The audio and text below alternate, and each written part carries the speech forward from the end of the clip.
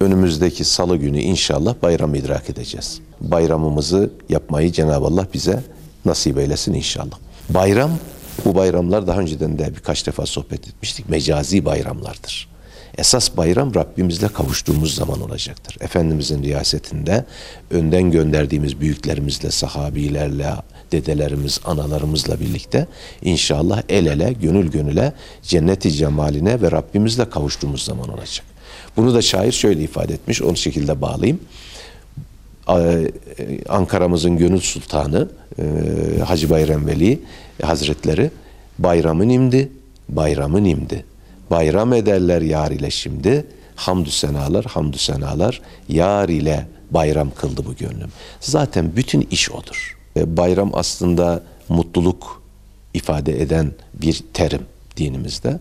Fakat maalesef yüzyıllardır, uzun yıllardır İslam dünyası yekpare olarak gözü yaşı silinmiş bir şekilde bayrama giremedi. Kudüs'te giremedi. Ülkemizde bazı sıkıntılarımız inşallah telafi edeceğiz. Diğer bilad-ı İslam'da, Afganistan'da, Suriye'de, Afrika'nın içlerinde, Arakan'da, Myanmar'da, Filipinler'de, Pakistan'da, Hindistan'da bir sürü kardeşimiz, Bosna Hersek'te bir sürü kardeşlerimiz sıkıntı içerisinde gözyaşıyla bayrama giriyorlar. Bu da onların inşallah hep beraber günahlarına kefaret olacak.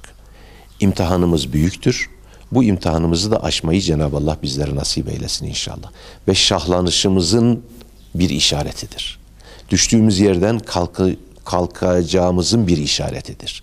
Yiğit düştüğü yerden kalkmalıdır. Bu ümmet tekrar inşallah tarih içerisindeki yerini tekrar alarak dünya konjonktüründe temerküz edecektir. Çünkü Müslümanlar dünya konjonktüründe temerküz edemez ise dünya adaletinin kantarının topuzu şaşmaktadır. Adalet dengesi sağlanamamaktadır. Kur'an ve sünnet ve onun sahih yorumu her zaman sadece Müslümanlara değil bütün dünyaya ışık tutmuştur. İnşallah yine tutacaktır. Dilerim Cenab-ı Allah'tan Müslümanların gözyaşının silindiği, huzur ve mutluluk içerisinde, dünyanın da huzur ve mutluluğu içerisinde inşallah güzel bayramları Cenab-ı Allah bizlere nasip eder. Güzel Ramazanları bizlere nasip eder inşallah. Geçtiğimiz sene içerisinde aramızda olup da bu sene Ramazan'a kavuşmayan kardeşlerimize rahmet diliyorum. Ve nice güzel Ramazan-ı Şeriflere ağzımızın tadı bozulmadan kavuşturmasını Rabbimizden niyaz ediyorum. Ve yine tekrar duaların müstecap olduğu bu güzel günde ümmeti Muhammed'in birlik ve bütünlüğünü Cenab-ı Allah'tan niyaz ediyorum. Ufak tefek meseleler elimizin tersiyle iterek Kur'an'da, sünnette, Efendimizin riyasetinde La ilahe illallah Muhammedur Resulullah sancağında buluşmayı Cenab-ı Allah bizlere nasip eylesin inşallah.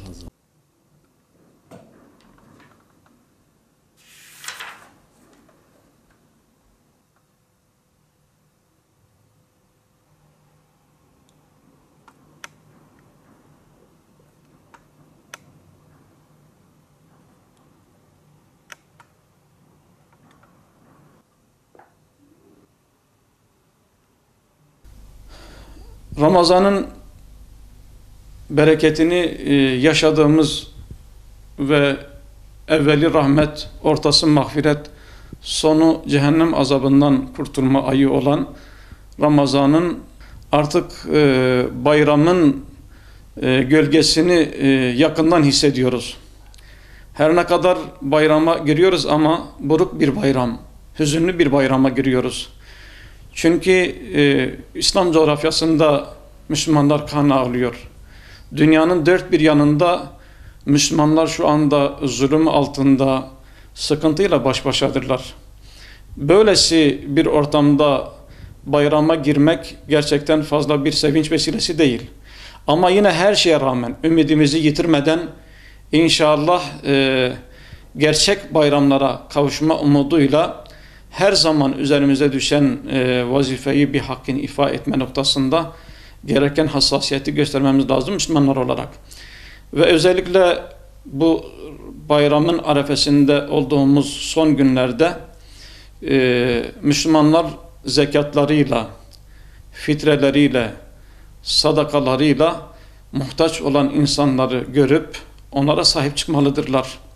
Ki o Müslüman kardeşlerimiz de en azından kısmen de olsa bayramı rahat bir ortamda yaşayabilsinler. Aksi halde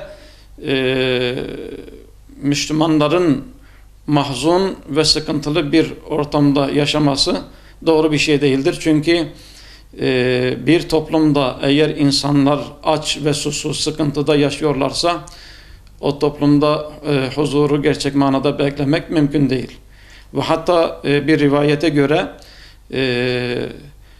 kardeşi aç, susuz, sıkıntılı yaşıyorsa o toplumda yaşayan insanlardan Allah yardımını kaldırıyor. Onun için biz bu gibi durumlarda gereken hassasiyeti ifade edelim. Komşularımızla, yakınlarımızla, özellikle anne babamızı ihmal etmeyelim. Çünkü bir defasında Allah Resulü sallallahu aleyhi ve sellem 3 defa peş peşe amin, amin, amin diyor. Sahabe-i kiram sordukları zaman ya Resulallah amin dediniz 3 defa peş peşe, nedir bunun sebebi? Diyor ki Cibril-i Emin geldi ve dedi ki anne babasına kavuşup da onların hizmetini yapmayan, onlara ilgi alaka göstermeyenin burnu yerde sürtünsün dedi. Ben de amin dedim. İkincisi, benim ismim zikredilince salavat getirmeyenin burnu yerde sürtünsün dedi. Ben de amin dedim. Üçüncüsü, Ramazan'a kavuşup da Ramazan'dan beraatını almayan, Allah'ın rızasını kazanmayanın burnu yerde sürtünsün dedi. Ben de amin dedim. İşte özellikle bugünlerde biz cehennem azabından kurtulma bölümü olan son 10 günün son günlerinde yaşıyoruz. Bunu gerçek manada değerlendirmemiz lazım. Ve aleyhissalatu vesselam Ramazan'ın son 10 gününde ekseriyetle itikafta geçirirdi. Dünya ile irtibatını keser, Rabbi ile baş başa kalmanın, tefekkürün, tedebbürün ne demek olduğunu bu şekilde yaşıyordu. Biz de inşallah bu dünyanın faydasız meşgalesinden biraz uzak kalarak Rabbimizle olan münasebetlerimizi bu son günlerde iyi değerlendirmemiz lazım. Bunu yaparken şahsımızı, ailemizi, akrabalarımızı, komşularımızı, ümmeti unutmamamız lazım. Ümmetin kurtuluşu için her daim dua etmemiz lazım ve yapabildiğimiz kadar Müslüman kardeşlerimizin dertlerine çare olabilme adına ilimizde, ülkemizde, İslam coğrafyasında ne kadar imkanımız varsa bunu sonuna kadar seferber edip o şekilde inşallah bir bayramı Cenab-ı Hak huzur içerisinde gerçek bir bayrama kavuşabilmeyi Cenab-ı Hak bizlere nasip eylesin inşallah.